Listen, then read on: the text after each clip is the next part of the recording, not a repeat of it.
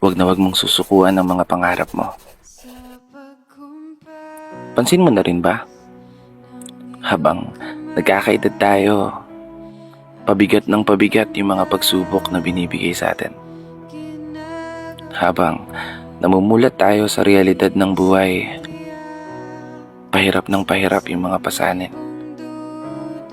Tipong kapag di ka nagtrabaho, wala kang makakain. Kapag hindi mo sisipagan, hindi ka papalaran. Habang tumatanda tayo, mas lalo nating nauunawaan yung tunay na kahulugan ng buhay.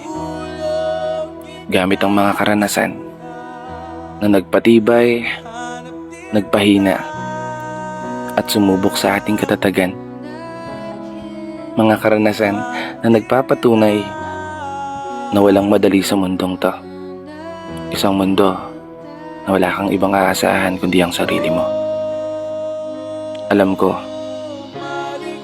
kaya ka rin ng karamihan na maraming gusto. Maraming pangarap, maraming mga plano. At marahil, iniisip at inaalala mo rin kung paano mo magagawang ipanalo yung mga laban na palaging humahamon sa iyong pagkatao. Kasi gaya mo, minsan ko na rin pinagdudahan ng sarili ko. Magagawa ko ba? O kaya ko ba? Paano ko ba haharapin yung mundo kung palagi na lang salungat sa gusto ang binibigay ng kapalaran?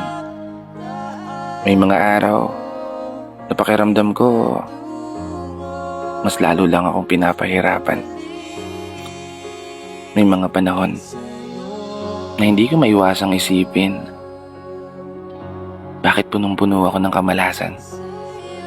Dahilan para araw-araw kong maranasan yung hirap ng buhay na ayokong maranasan.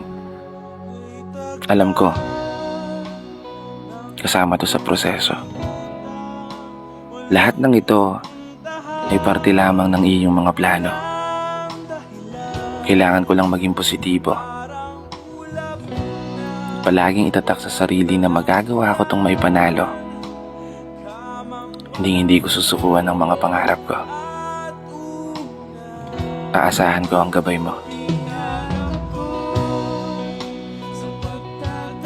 Kaya isang pagpupugay para sa lahat ng mga tao na patuloy sumasabay sa hamon ng buhay.